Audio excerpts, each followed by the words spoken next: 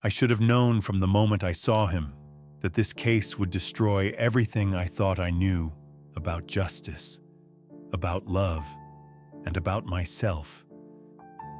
But sometimes, the heart makes choices that the mind can never rationalize.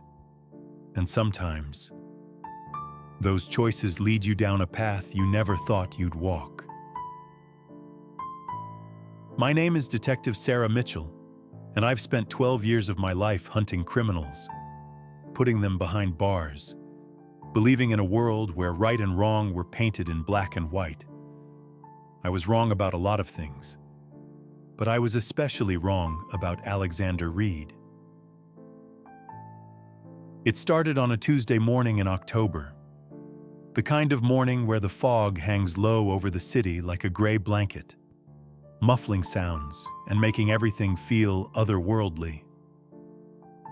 I was nursing my third cup of coffee when Captain Rodriguez dropped the file on my desk with that familiar thud that meant my quiet morning was officially over. A high-profile case. Mitchell, Senator Walsh's daughter, found dead in her apartment last night. I opened the file, and Emma Walsh's bright smile stared back at me from her college graduation photo. 26 years old, political science degree, working for a nonprofit that helped veterans. The kind of girl who should have had her whole life ahead of her. Instead, she was lying in the morgue with ligature marks around her throat. "What do we know?" I asked, already mentally preparing myself for another dive into humanity's darker corners. Not much. No signs of forced entry. Neighbors heard arguing around 10 p.m., but that's not unusual for that building. The interesting part is what we found in her apartment. Rodriguez handed me an evidence bag containing a business card, expensive paper, embossed lettering, Alexander Reed, private security consultant. On the back, someone had written a phone number in Emma's handwriting. "Might we bring him in?" I asked. But Rodriguez was already shaking his head. That's where it gets complicated. Reed's got connections, big ones. His security firm handles protection for half the wealthy families in the city, including some who donate heavily to the mayor's campaign. We need to handle this delicately. I should have listened to the warning bells going off in my head right then. Should have requested a different case, passed it off to someone else. But Emma Walsh's eyes in that photograph seemed to be pleading with me, and I've never been able to walk away from someone who needed justice. That's how I found myself 3 hours later, standing outside Reed Security Solutions, a gleaming glass building in the financial district that screamed money and power. The receptionist, a polished woman who probably earned more than I did, informed me that Mr. Reed would see me shortly. The wait gave me time to study my surroundings. Everything about the place spoke of precision and control. The magazines on the coffee table were arranged at perfect angles. The plants were trimmed to geometric perfection. Even the air seemed filtered to just the right temperature and humidity. It was the kind of environment that made you acutely aware of every wrinkle in your clothing, every coffee stain on your sleeve. "Detective Mitchell?" I turned toward the voice and felt something shift inside my chest. Alexander Reed was not what I had expected. Somehow, I had pictured a typical private security guy, ex-military, buzz cut, probably missing a few teeth from too many bar fights. Instead, I found myself looking at a man who belonged in a magazine spread about successful entrepreneurs, tall, probably 6'2", with dark hair that looked like he'd run his hands through it, and sharp green eyes that seemed to see everything. He wore a charcoal gray suit that probably cost more than my car, but he wore it like it was just clothes, not a costume. Mr. Reed, thank you for taking the time to speak with me. His handshake was firm, confident, but not the crushing grip some men use to establish dominance. Of course. Anything I can do to help? Please come into my office. His office was a study in controlled masculinity, dark wood, leather chairs, and a view of the city that probably cost him extra in rent. But what caught my attention were the photographs on his desk, not the typical executive glamour shots, but candid pictures of him with what looked like clients and their families, kids laughing, elderly couples holding hands, people who looked genuinely happy to know him. I understand you wanted to speak with me about Emma Walsh, he said, settling into the chair across from me rather than behind his imposing desk. Another point in his favor, he wasn't trying to use furniture to establish power dynamics. Yes, we found your business card in her apartment. Can you tell me about your relationship with her? Something flickered across his face. Pain, maybe, or regret. Emma contacted me about 3 weeks ago. She said she thought someone was following her, watching her apartment. She was scared. Did you take her on as a client? I did some preliminary work. Had one of my guys do a sweep of her building, checked for surveillance equipment, that sort of thing. But Emma... He paused, and I saw his hands clench slightly before he relaxed them. Emma was convinced the threat was coming from someone close to her. She didn't want full protection services because she was afraid it would tip off whoever was targeting her. Did she say who she suspected? Alexander's green eyes met mine, and I felt that strange shift in my chest again. There was something honest about his gaze, something that made me want to trust him even though every instinct I developed as a cop was screaming warnings. She thought it might be someone from her father's political circle. Emma was investigating some irregularities in veterans funding that her nonprofit had discovered. She believed someone was using veteran assistance programs to launder money. This was news. Emma's father, Senator Walsh, sat on the Armed Services Committee and had been instrumental in securing funding for veteran programs. If Emma had discovered corruption in those programs. Do you have any evidence of this? I asked. Emma was supposed to bring me documents this week. She said she was close to proving everything, but she needed help putting together a case that would stand up to scrutiny. She never made it to our appointment. The pain in his voice seemed genuine, but I'd been fooled by good actors before. Where were you Monday night between 9 and 11 p.m.? At home.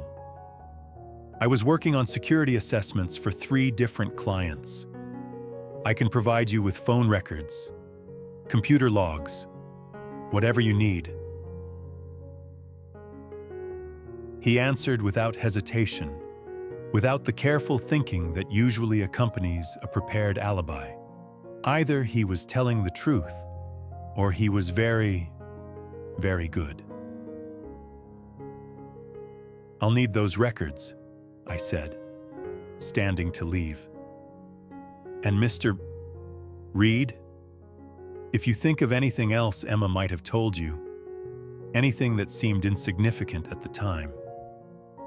Please call me, He stood as well, and I realized how tall he really was. Most men that size tried to loom over me, but Alexander somehow managed to make his height seem protective rather than threatening. "Detective Mitchell," he said as I reached the door. "Find whoever did this to her. Emma was. She was a good person. She deserved better." I left his office with more questions than answers, but also with something else I couldn't quite name. A feeling that Alexander Reed was more than he appeared to be, and that getting involved with him, professionally or otherwise, was going to complicate my life in ways I wasn't prepared for. The next few days passed in a blur of interviews and evidence gathering.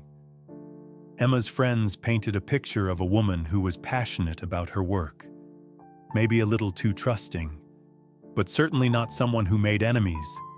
Her father, Senator Walsh, was grief-stricken but cooperative, providing access to Emma's home computer and phone records. What I found there made Alexander's story more credible and more troubling. Emma's computer contained encrypted files detailing discrepancies in veteran funding. Millions of dollars that should have gone to housing assistance and medical care had instead been diverted to shell companies. The trail was complex, but it pointed to a conspiracy that reached high into the political establishment. More interesting were Emma's phone records. In the weeks before her death, she had received over 30 calls from blocked numbers. The calls always came late at night and never lasted more than a few seconds. Exactly the pattern you'd expect from someone trying to intimidate or frighten her. I was deep in analyzing financial records when my phone rang. The caller ID showed Alexander Reed's name, and I felt that strange flutter in my chest again. "Detective Mitchell, I hope I'm not interrupting anything important." "What, just drowning in financial documents? What can I do for you?" "I've been thinking about our conversation, and I remembered something. Emma mentioned that she'd made copies of the documents she was investigating. She said she kept them somewhere safe, somewhere that even her father wouldn't think to look." "Did she say where?" "No. But she did mention her grandmother's house. Emma's grandmother died 2 years ago, and the family kept the house. Emma used to go there when she needed to think.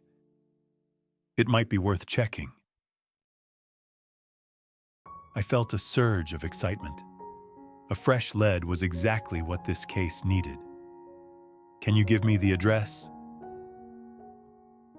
He did, and I was already reaching for my coat when he said, "Detective, I'd like to come with you." Every procedure manual I'd ever read said absolutely not. He was a potential suspect, even if my gut told me he wasn't guilty. Taking him along would be a violation of protocol that could compromise the entire case. "I don't think that's a good idea," I said. "Emma trusted me," he said quietly. "If there are documents hidden in that house, I might recognize something that wouldn't mean anything to someone who didn't know her. And..." He paused. "I need to do this for her." Against my better judgment, against every rule I'd learned in 12 years of police work, I heard myself saying, "Meet me there in an hour." The house was a small Victorian in an older neighborhood. The kind of place that spoke of family dinners and Christmas mornings and all the things that made a house a home.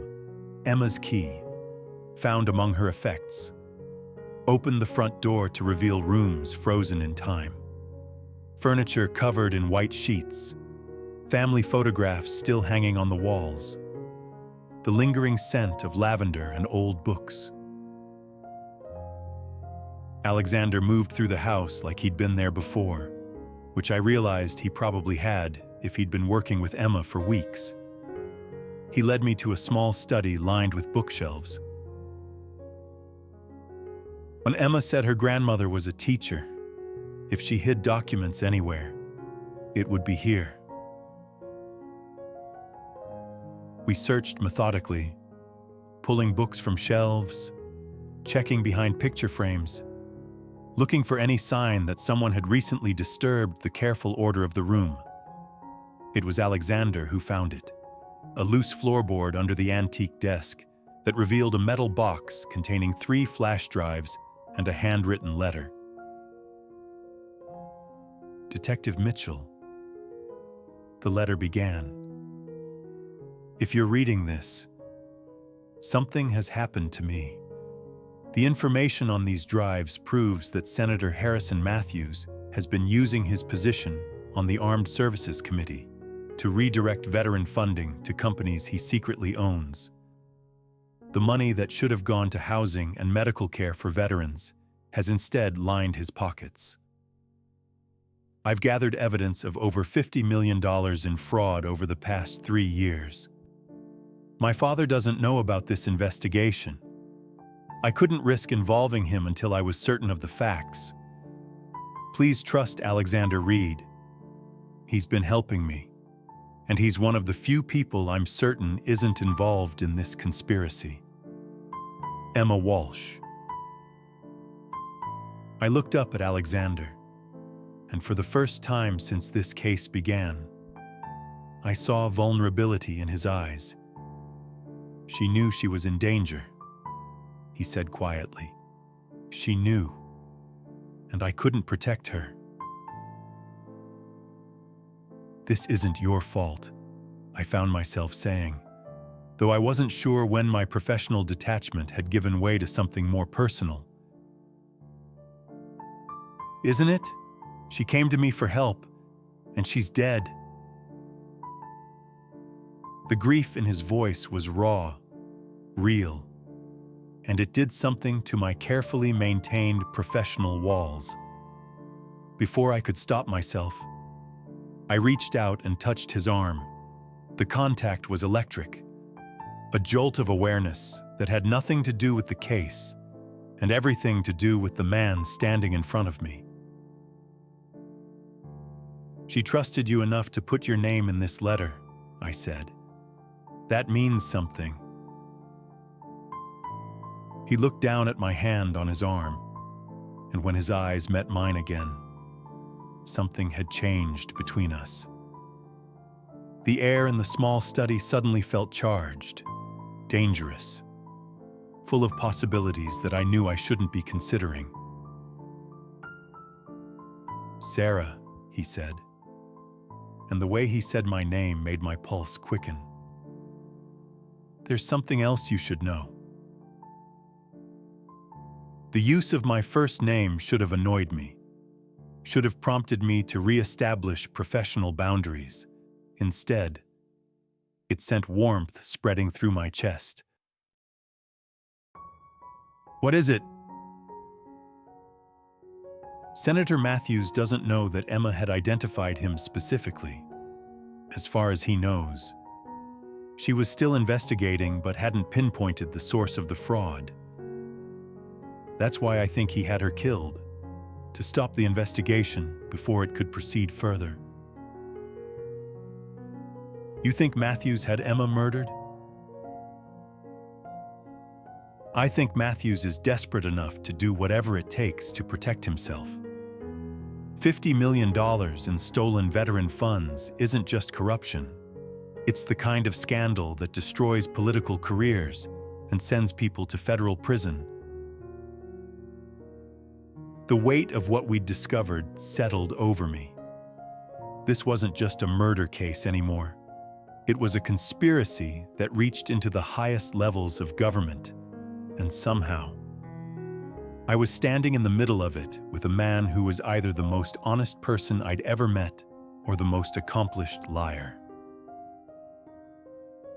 "We need to get these drives analyzed," I said, stepping back and trying to re-establish some professional distance. "And we need to be careful about who we share this information with." Agreed. Matthews has connections throughout the police department and the prosecutor's office. If word gets back to him that we've found Emma's evidence, we could end up like Emma, I finished. Alexander nodded grimly, "Which is why I think we should work together on this. Unofficially." Every rational thought in my head was screaming warnings. Working unofficially with a potential suspect was career suicide. Getting personally involved with someone connected to a case was worse than career suicide. It was a betrayal of everything I'd sworn to uphold as a police officer. But Emma Walsh was dead, and the man responsible was still walking free, probably destroying evidence and preparing to kill again if necessary.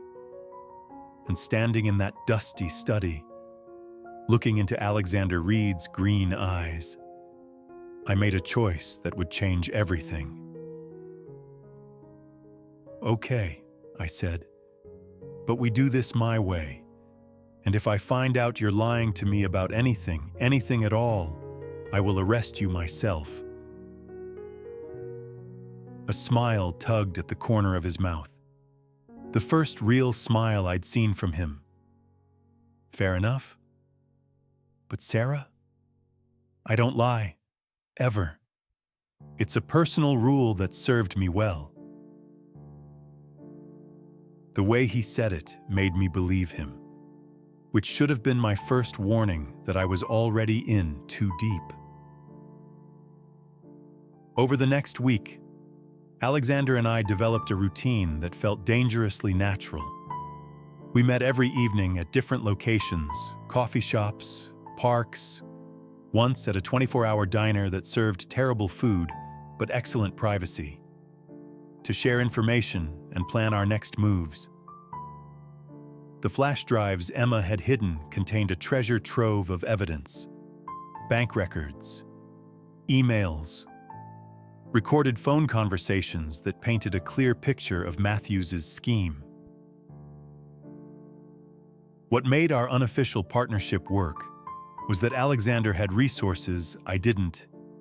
His security company had contacts throughout the financial world, people who could trace money transfers and identify shell companies. I had official authority and access to law enforcement databases. Together, we were building a case that would be impossible for Matthews to escape. But somewhere in those evening meetings, something else was building too. Something that had nothing to do with financial fraud and everything to do with the way Alexander listened when I talked. The way he made me laugh even when we were discussing evidence of corruption and murder.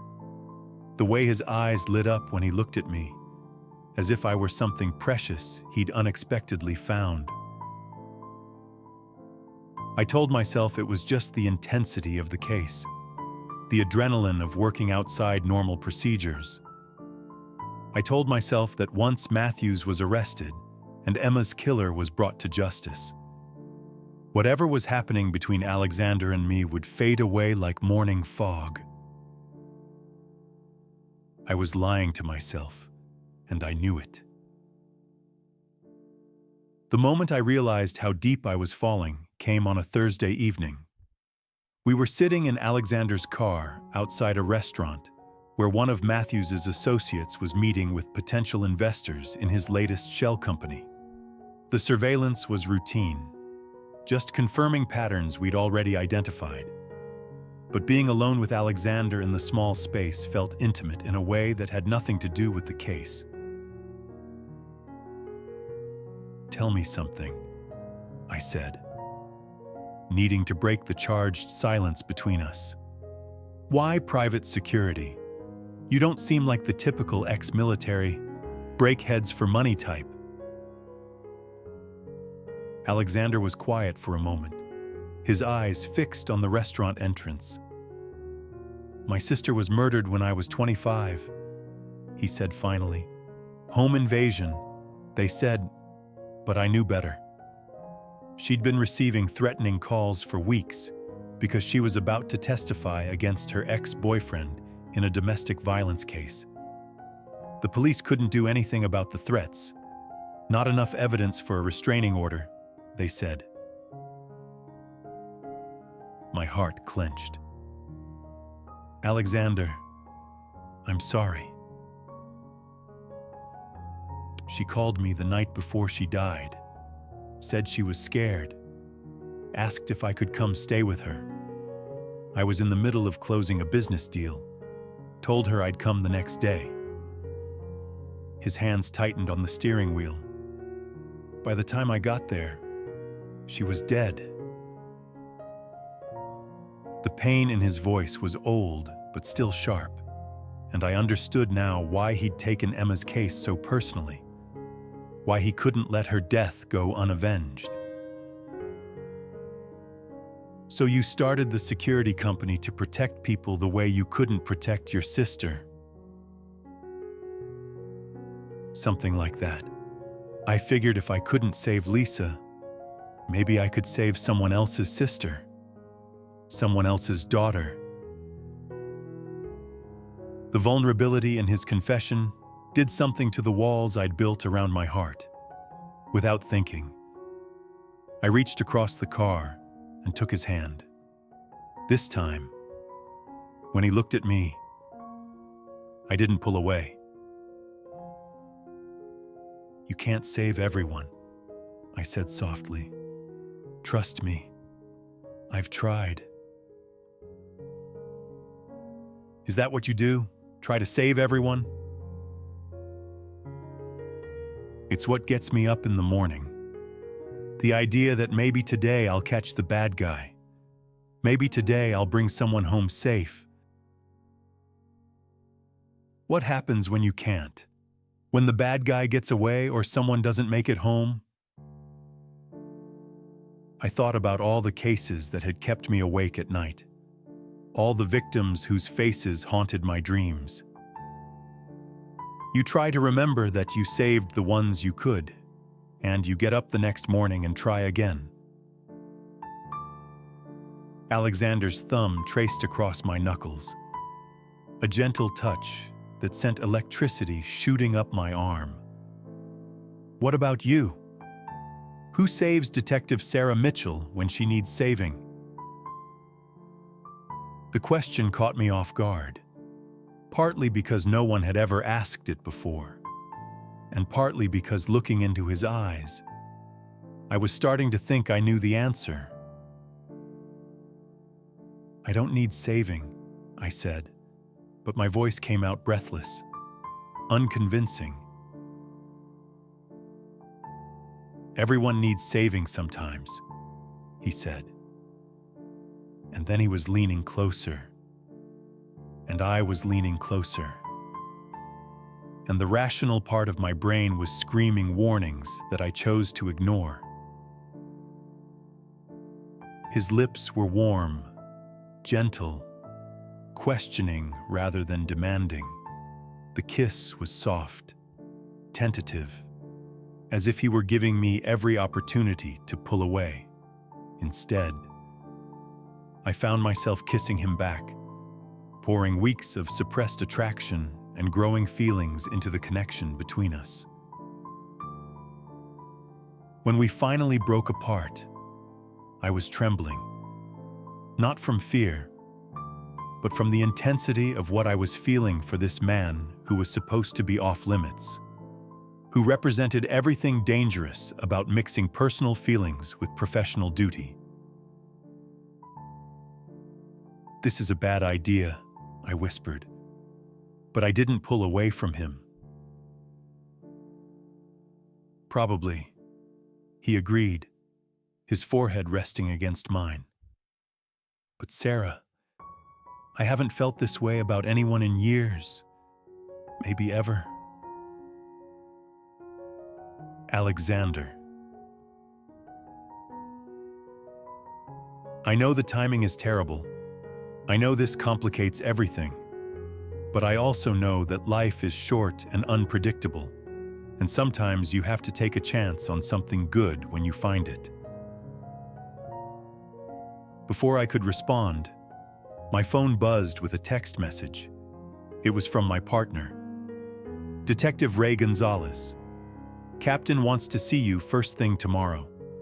Word is there's pressure from above to close the Walsh case. Be careful. The message brought reality crashing back.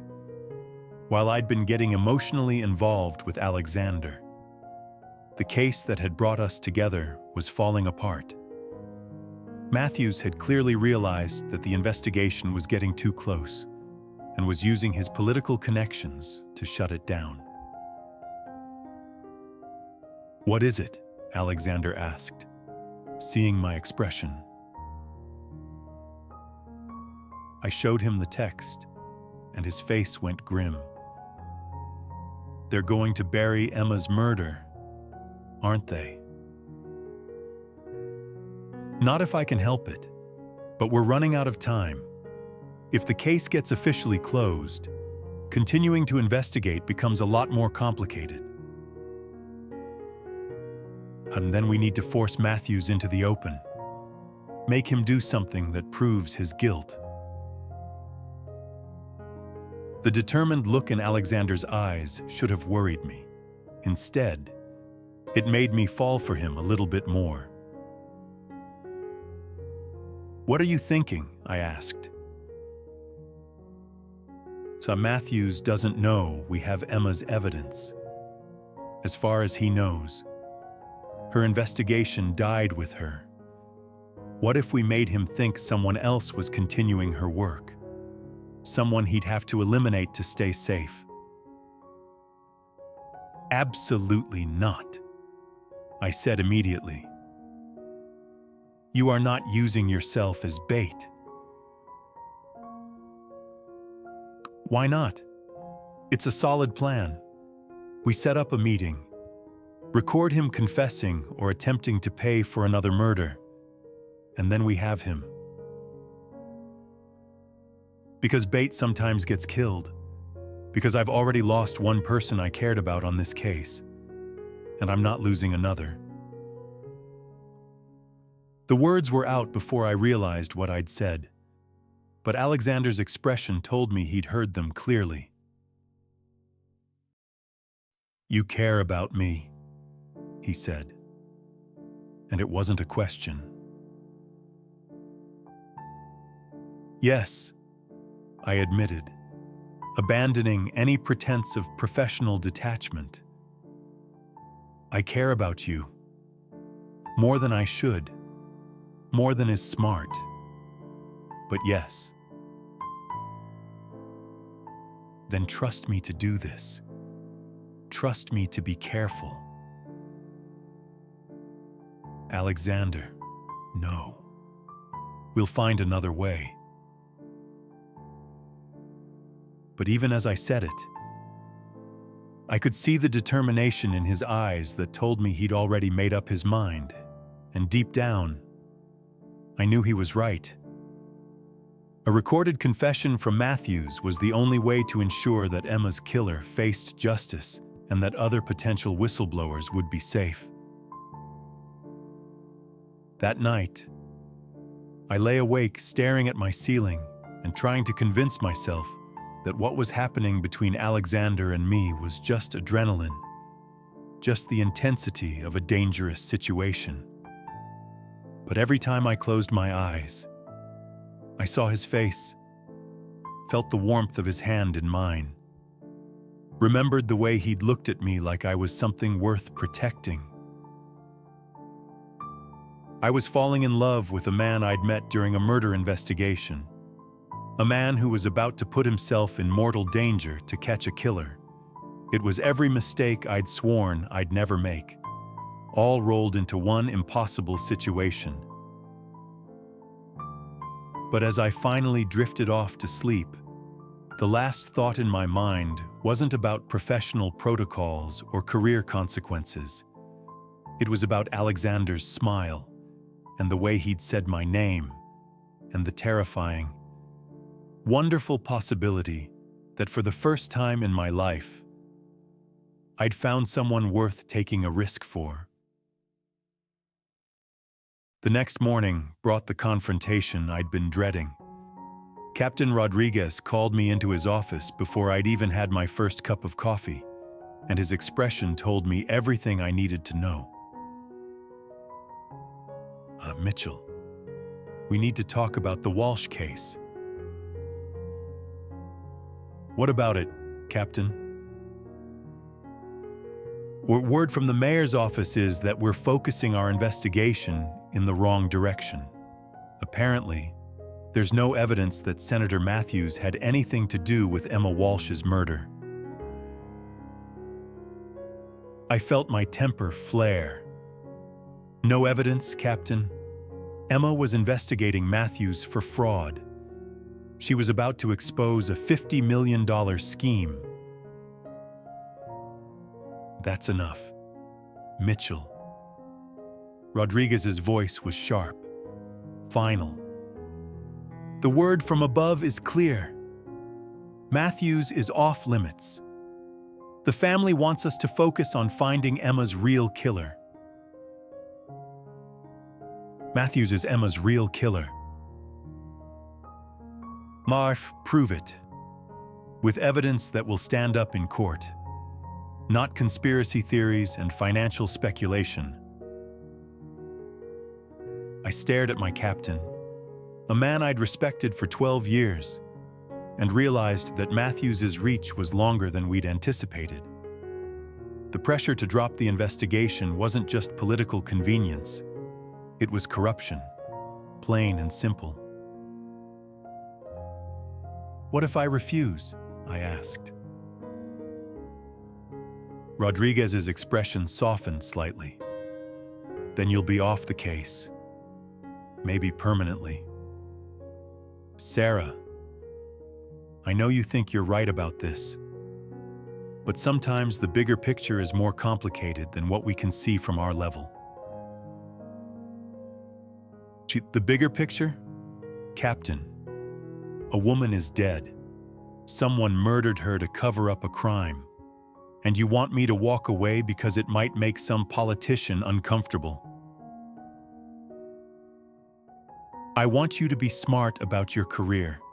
You're a good detective, Mitchell. But you're not the only detective in this department. If you can't work within the system, there are plenty of others who can.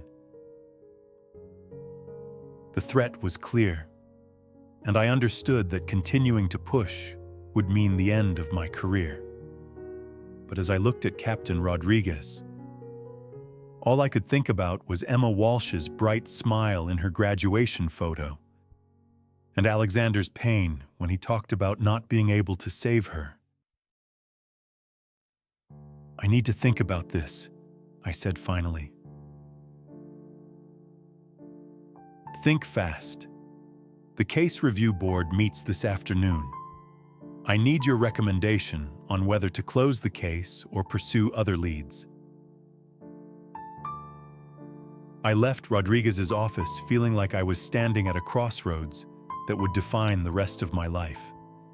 Down one path lay safety, my career, the comfortable certainty of following orders and staying within the lines. Down the other lay justice for Emma Walsh, the possibility of exposing corruption that reached the highest levels of government, and a future with Alexander that was as uncertain as it was thrilling. My phone rang as I was sitting in my car in the parking lot, trying to decide which path to choose. Sarah, it's Alexander. We need to meet. Something's happened. The urgency in his voice sent adrenaline shooting through my system. What kind of something? My office was broken into last night.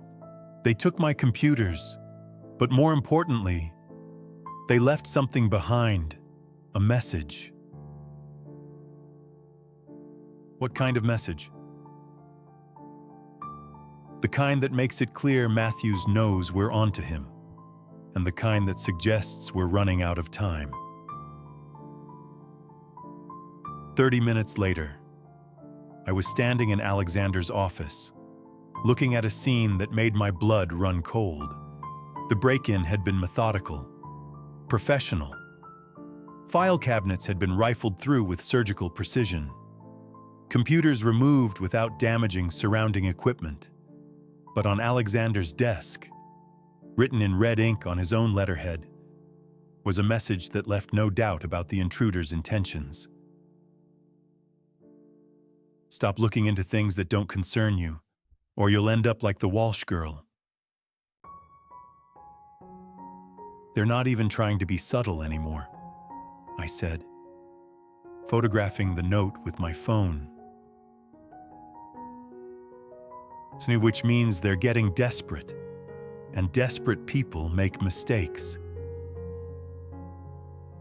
I turned to look at Alexander, and what I saw in his expression made my heart skip a beat. He wasn't afraid, he was angry, and that anger was making him reckless. Alexander, whatever you're thinking, don't. They threatened me. Sarah. They broke into my office, destroyed my sense of security in my own space, and threatened to kill me if I don't back down. Then all the more reason to be careful. No, he said, moving closer to me. All the more reason to end this now. I'm done being careful. Done playing by rules that only protect the guilty. What are you saying? I'm saying I'm going to call Matthews and arrange a meeting. I'm going to tell him that I have Emma's evidence, and I want to make a deal. My heart stopped. Alexander, that's suicide. It's justice, with you listening in, recording everything. We can get him to confess to Emma's murder. And if he just decides to kill you instead of negotiating? Alexander stepped close enough that I could feel the warmth radiating from his body, could see the gold flecks in his green eyes. Then you'll have evidence of attempted murder, which should be enough to bring him down. I can't lose you, I said, the words coming out more raw and honest than I'd intended. You won't lose me, he said, his hands coming up to frame my face. I promise you, Sarah, I will be careful, and I will come back to you. How can you promise that? Because I have something to come back for now. Something I never expected to find. Before I could ask what he meant, he was kissing me again. This time, there was nothing tentative about it. It was a kiss full of promise and desperation. A kiss that spoke of feelings too big for words and too dangerous for the rational mind to process. When we broke apart, I was breathless and terrified and completely, irrevocably in love with a man who was about to walk into mortal danger. Okay, I said, hating myself for the word even as I said it. But we do this with backup, with surveillance, with every precaution we can think of. The smile he gave me was brilliant, grateful, and absolutely heartbreaking. Thank you, he said, for trusting me, for believing in this. "Don't thank me yet," I replied. "Thank me when you're alive and Matthews is in handcuffs." The plan we developed was simple in concept, terrifyingly complex in execution. Alexander would call Matthews and claim to have found Emma's evidence during a security sweep of her apartment. He would suggest a meeting to discuss compensation for his silence. I would be nearby with recording equipment, ready to move in if things went wrong. What we couldn't plan for were the variables: Matthews's level of desperation, his willingness to resort to violence, the possibility that he'd bring backup of his own. What we couldn't plan for was the chance that everything we thought we knew about the case was wrong. The meeting was set for Friday evening at a warehouse in the industrial district that Alexander's company sometimes used for training exercises. It was isolated enough to give Matthews a sense of security, but familiar enough that Alexander would have tactical advantages if things went wrong. I spent the 3 days before the meeting trying to talk myself out of letting the man I loved walk into what could easily become a death trap. I spent those same 3 days falling deeper in love with him as we worked together to plan every detail. As I watched him risk everything for the sake of justice for a woman he'd barely known. On Thursday night, as we sat in my apartment going over the plan one final time, Alexander looked up from the surveillance photos we'd been studying and said, "Sarah, there's something I need to tell you." The seriousness in his voice made my stomach clench. "What is it?" "So if something happens tomorrow, if things go wrong, I need you to know that meeting you has been the best thing that's happened to me in years, maybe ever." "Alexander, don't talk like that. Nothing's going to happen."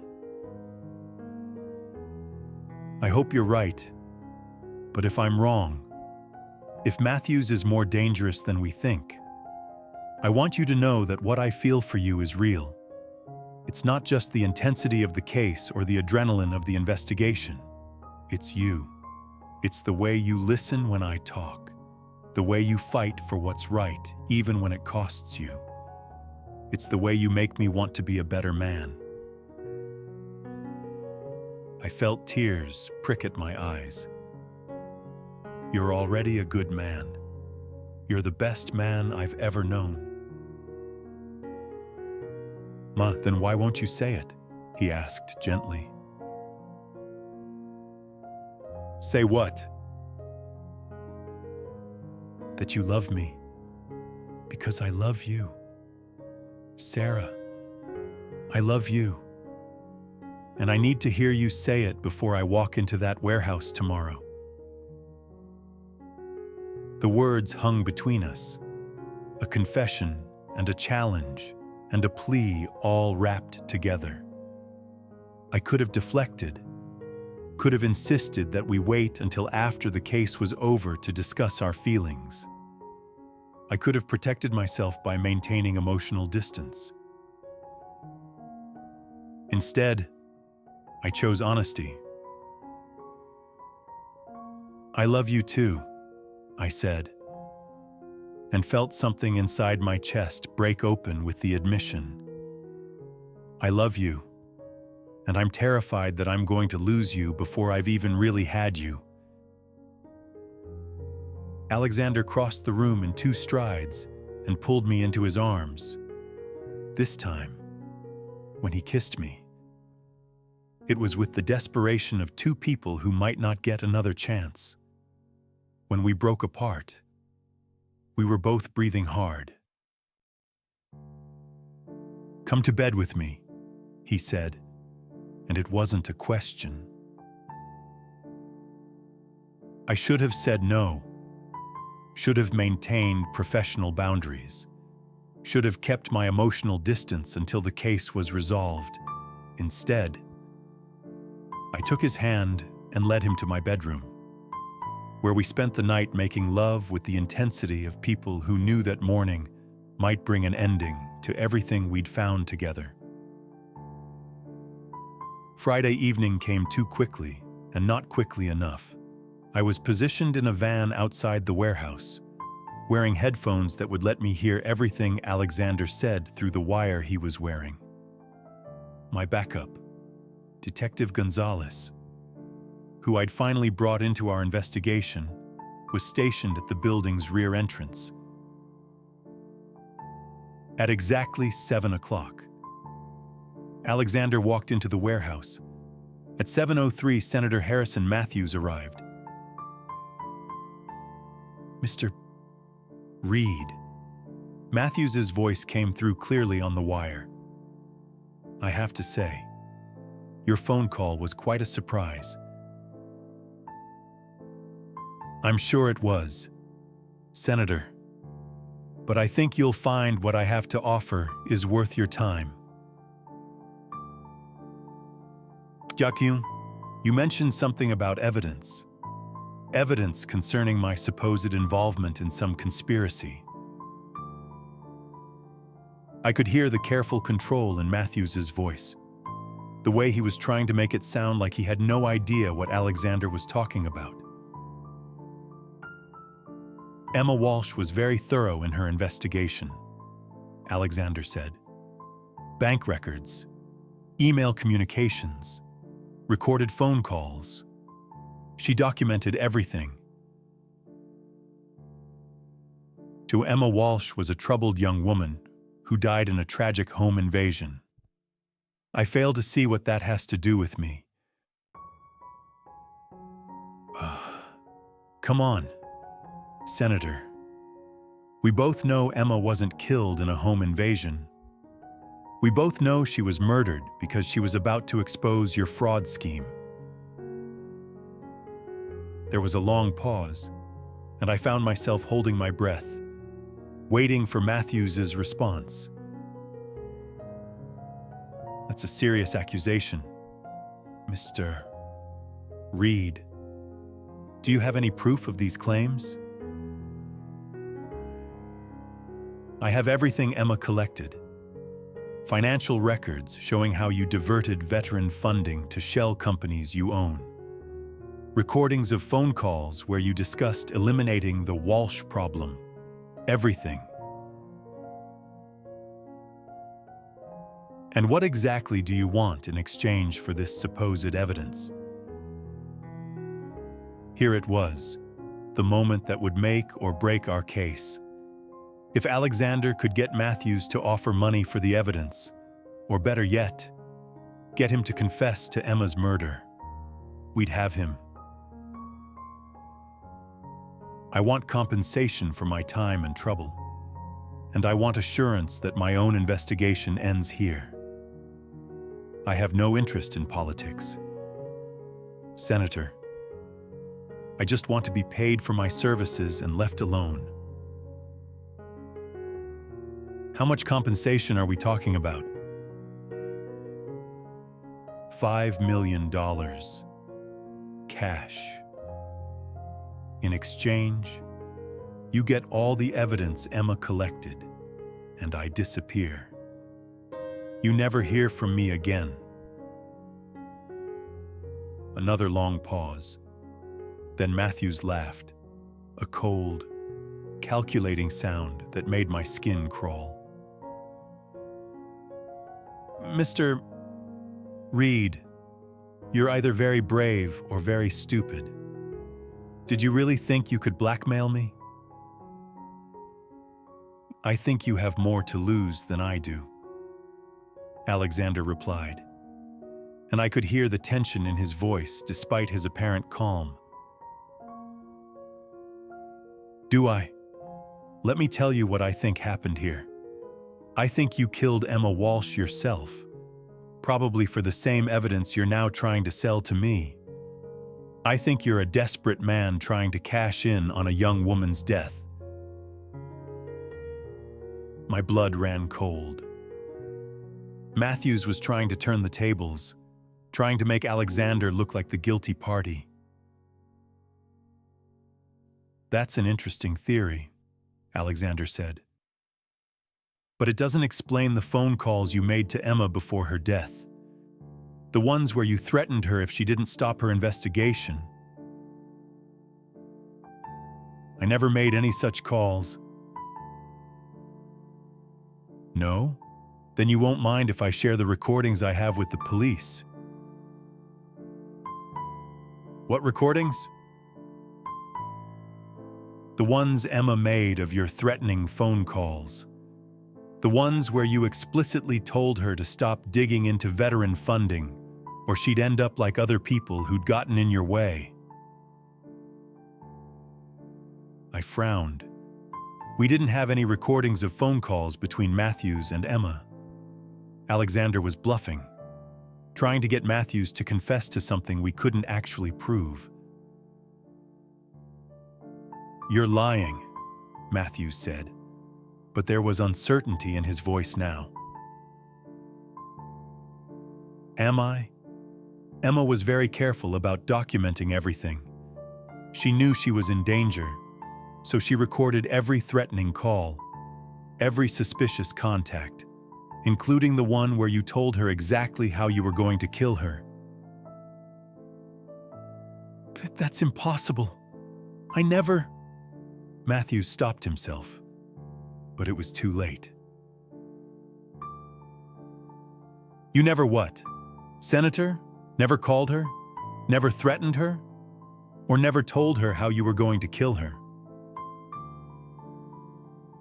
The silence stretched on for what felt like an eternity. When Matthews finally spoke, his voice was different, colder, more dangerous.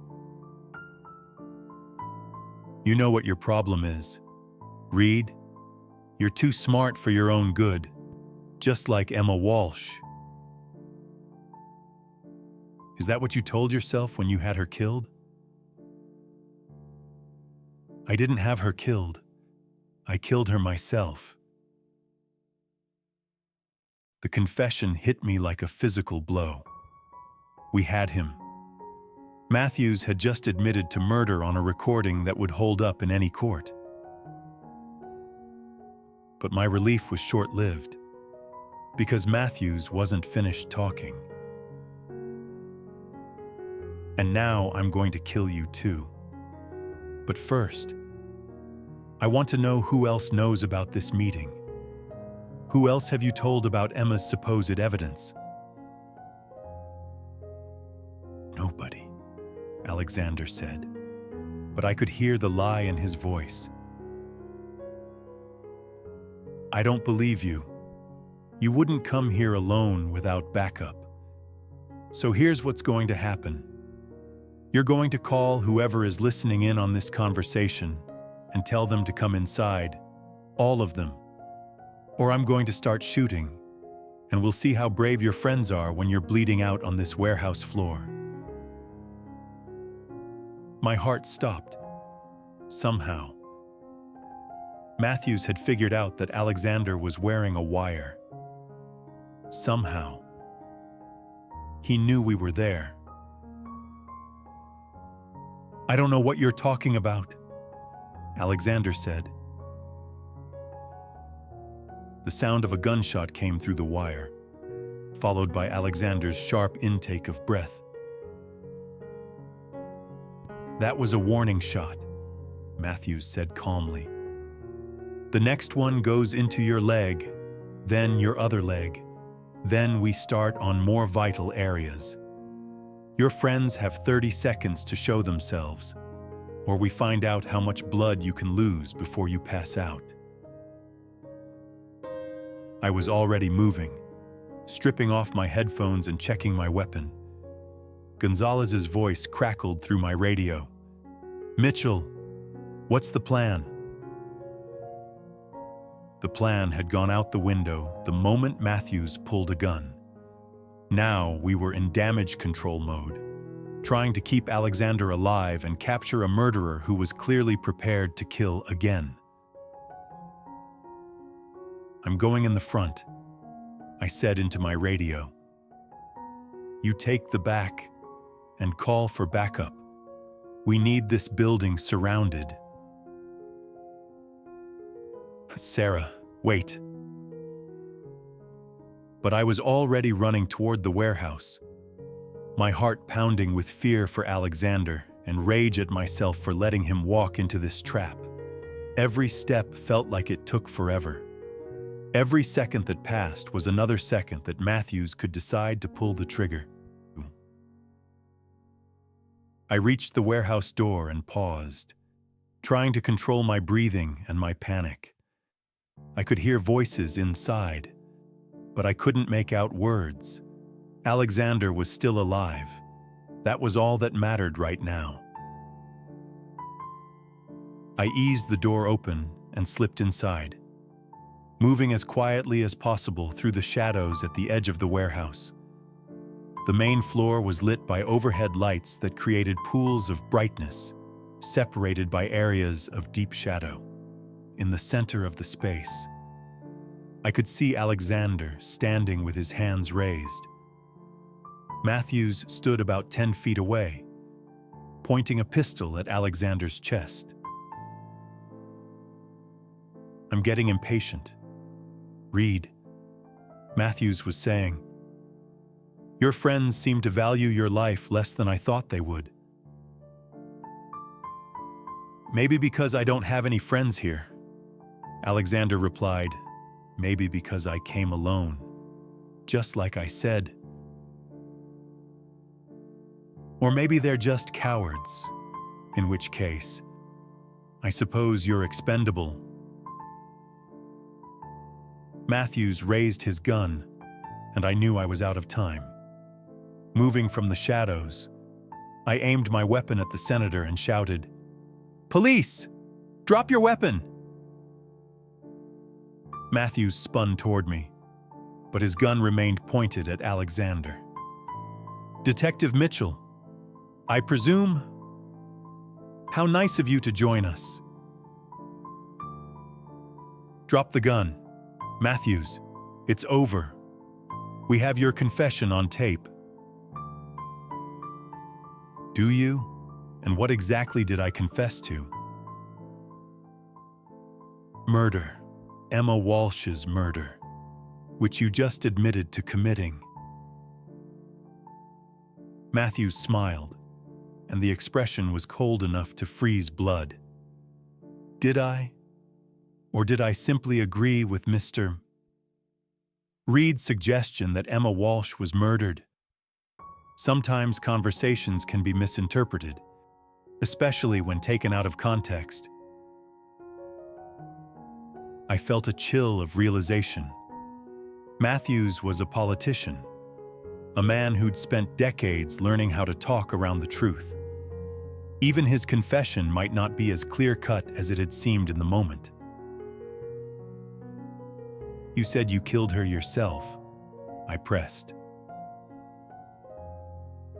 I said a lot of things, but what matters is what a jury would believe after my lawyers are finished explaining the context of this conversation. A conversation, I might add, that was initiated by Mr. Reed's attempt to blackmail me.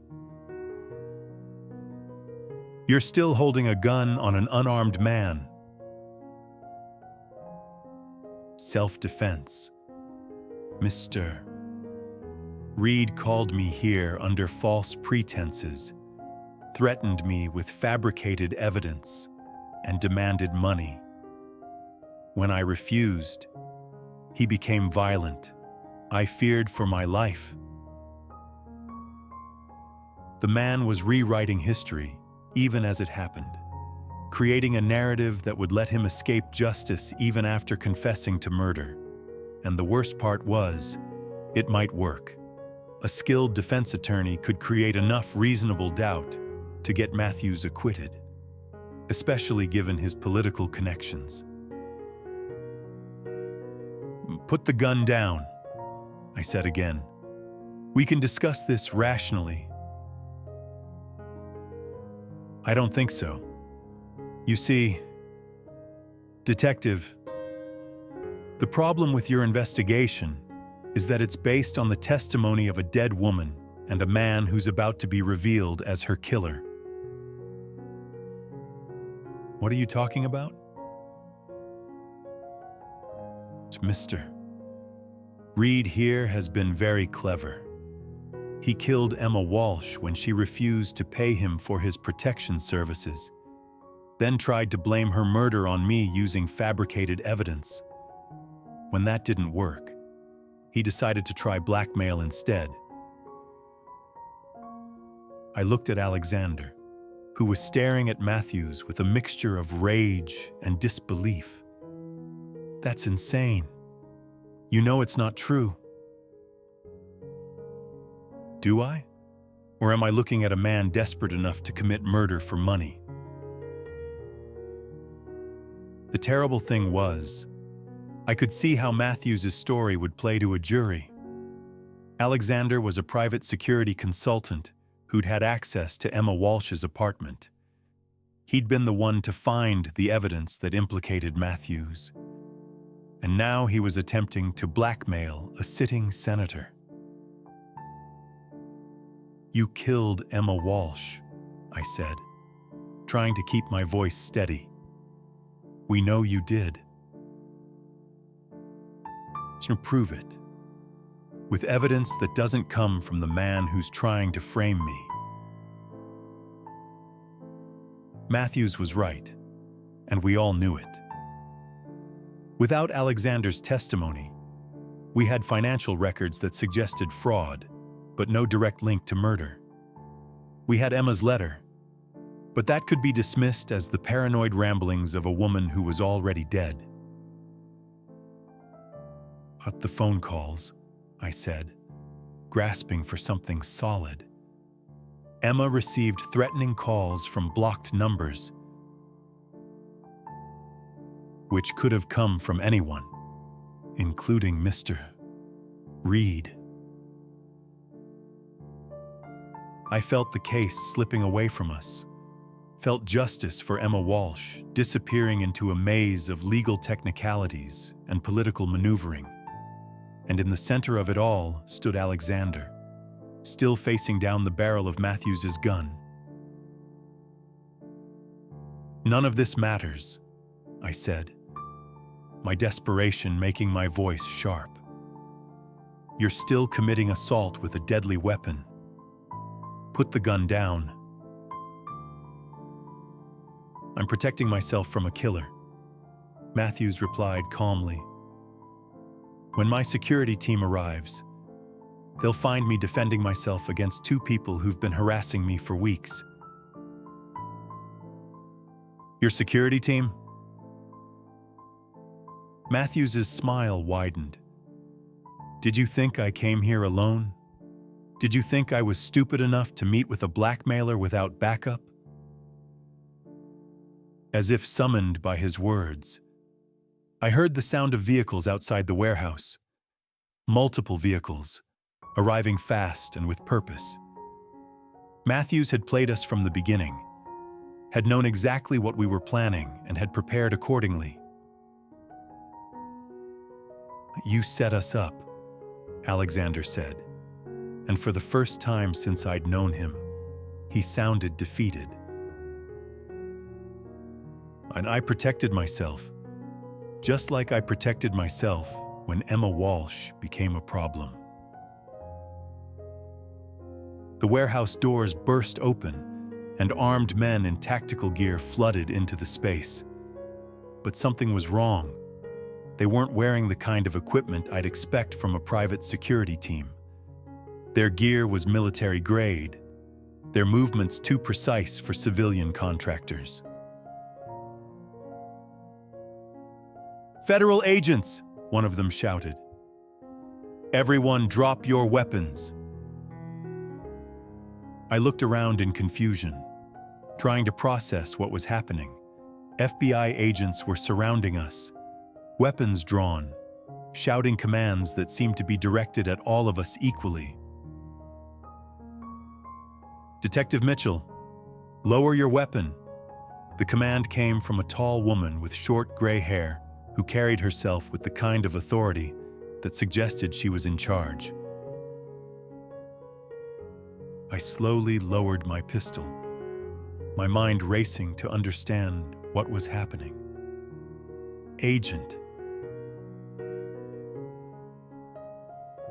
FBI Special Agent Patricia Reeves, Senator Matthews, you're under arrest for the murder of Emma Walsh and conspiracy to defraud the federal government. I watched in shock as two agents moved to handcuff Matthews, who suddenly looked a lot less confident than he had moments before. "This is outrageous," he sputtered. "I demand to speak to my lawyer. I demand to speak to the Attorney General. Do you have any idea who I am?" "We know exactly who you are," Agent Reeves replied coolly.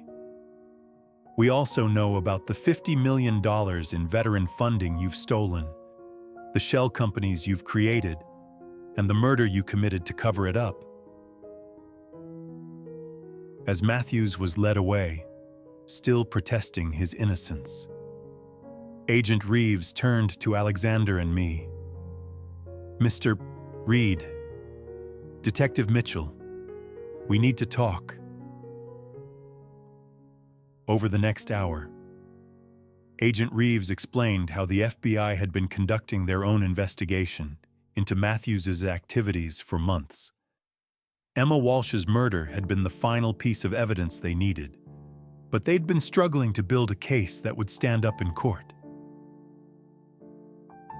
"When we learned about your unofficial investigation," Reeves said, looking at me with an expression that suggested she wasn't entirely pleased with my methods, "we decided to let it proceed.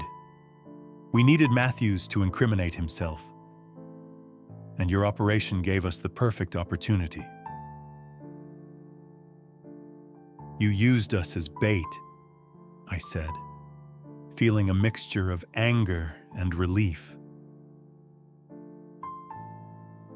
"We protected you. There were agents positioned throughout this building before Mr. Reed ever walked through that door. If Matthews had tried to kill either of you, he would have been stopped. But you let us think we were on our own. Because you needed to believe it for the operation to work. If you'd known we were there, your behavior would have been different.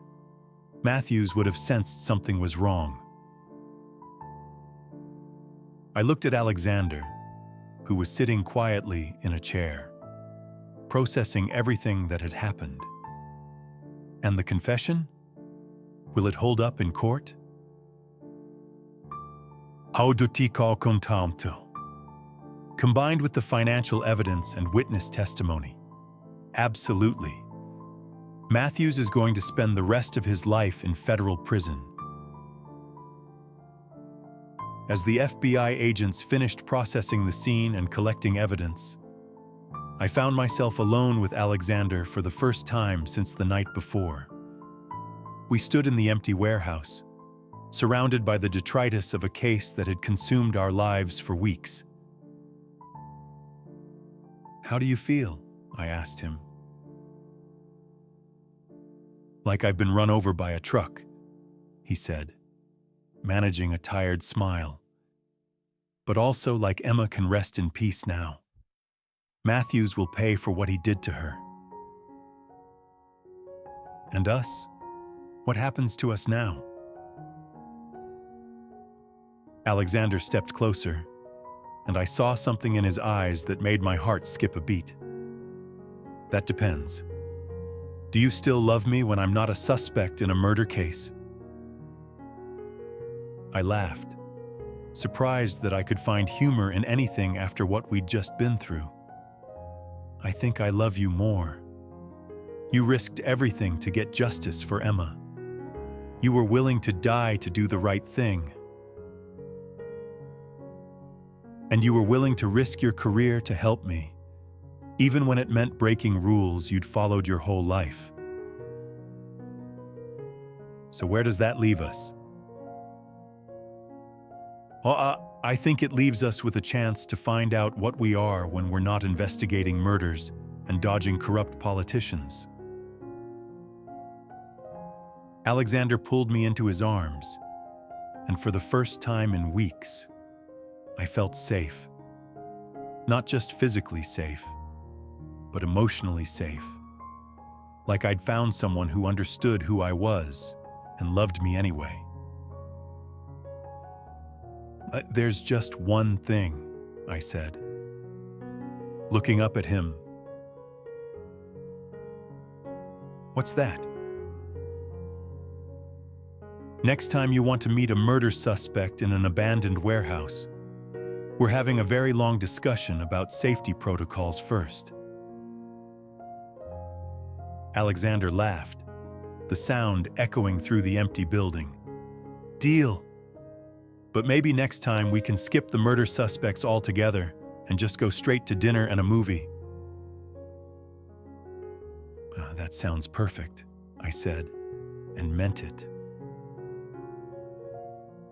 As we walked out of the warehouse together, hand in hand, I thought about the choices that had brought us to this moment. The choice to trust him when every instinct said not to. The choice to risk my career for justice. The choice to love someone I'd met under the worst possible circumstances. 6 months later, I was sitting in a federal courthouse, watching Harrison Matthews get sentenced to life in prison without the possibility of parole.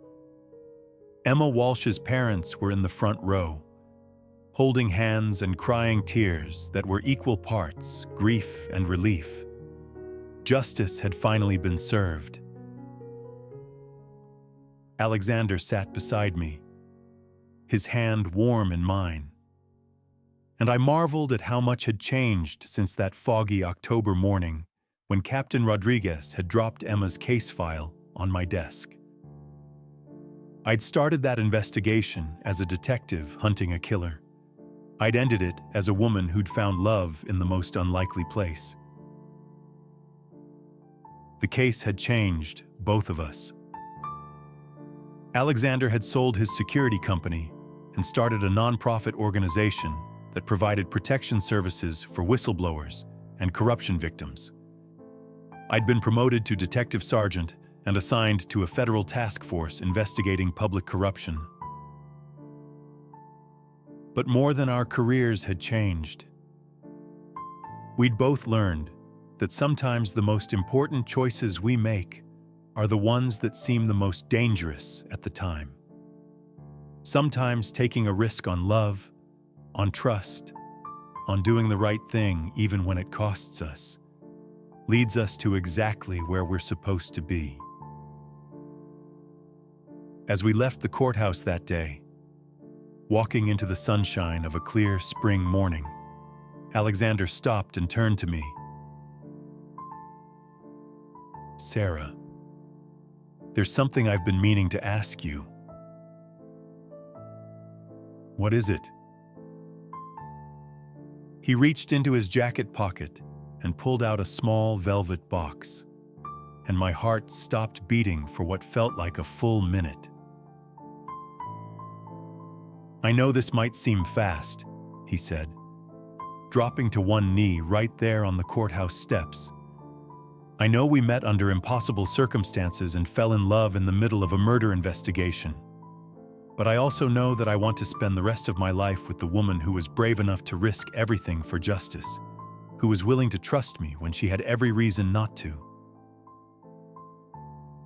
Alexander, I whispered, my eyes filling with tears. Sarah Mitchell, will you marry me? I looked down at the man I'd fallen in love with while chasing a killer. The man who'd been willing to die to get justice for a woman he barely knew. The man who'd changed everything about the way I saw the world.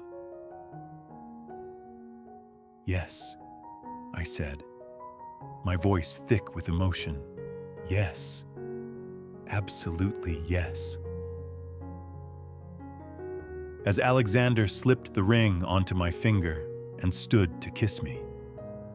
I heard the click of cameras from the reporters who'd been covering Matthews's sentencing. Tomorrow, our engagement would probably be front-page news. The detective and the security consultant who'd brought down a corrupt senator, now planning their own happy ending.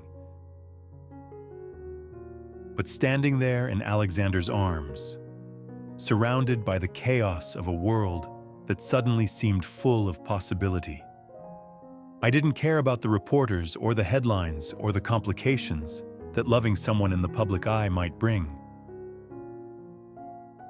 I cared about the way Alexander looked at me like I was something precious he'd never expected to find.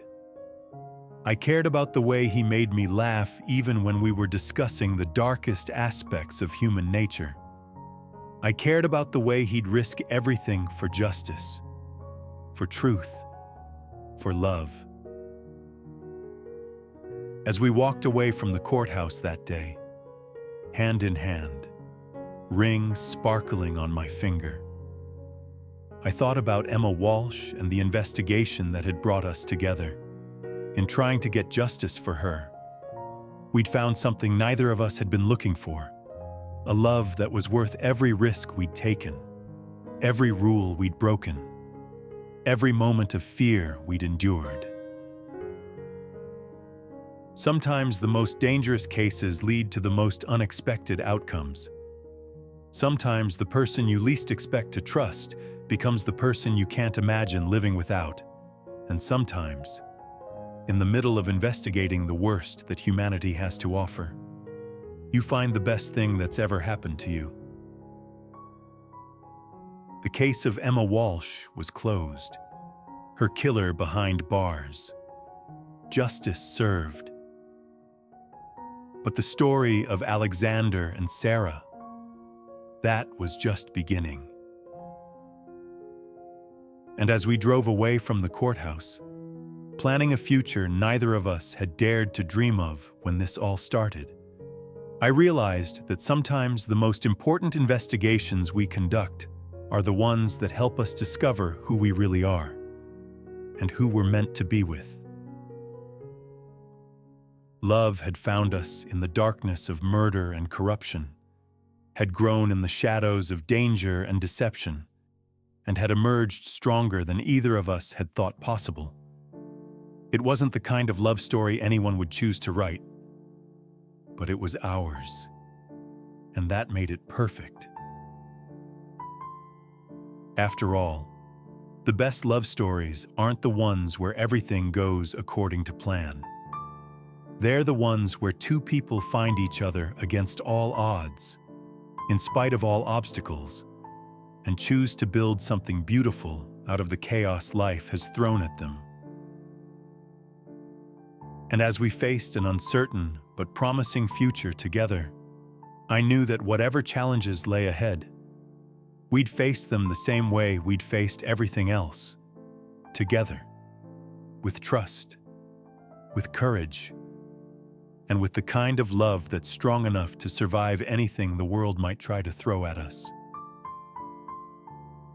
In the end, that's what justice really looks like. Not just catching the bad guys and putting them away, but finding a way to build something good and lasting out of the wreckage they leave behind. Emma Walsh would never get to see the justice we'd won for her. But maybe, somewhere, she knew that her death hadn't been in vain. Maybe she knew that in seeking justice for her, we'd found something worth living for ourselves. And maybe that's enough. Maybe that's all any of us can hope for, that our stories, however they end, become part of something larger, something that helps others find their way to the light, even when the darkness seems overwhelming. In the dangerous dance between love and justice, between truth and deception, between safety and risk, Alexander and I had found our rhythm, and as we stepped into our future together, I knew that whatever music life chose to play for us, we'd keep dancing, keep fighting for what's right, keep choosing each other every single day. Because in the end, that's what love is, a choice you make, over and over again. To stand by someone even when the world tells you it's dangerous, even when the odds are stacked against you, even when everything rational says you should walk away. And I'd choose Alexander Reed, former suspect turned fiancé, protector turned protected, stranger turned soulmate. Every time, in every timeline, in every universe, in every possible version of this story. That was the real case I'd solved.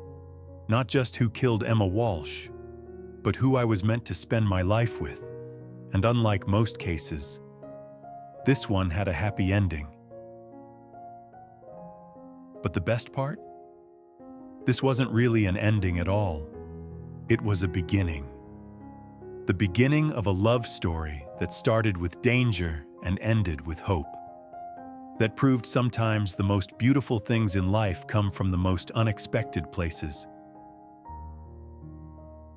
And as we drove into our future together, Alexander's hand in mine, Emma Walsh's killer behind bars, and justice finally served, I smiled and thought about how much I was looking forward to finding out what came next in our story. Because if our beginning was any indication, it was going to be one hell of a ride.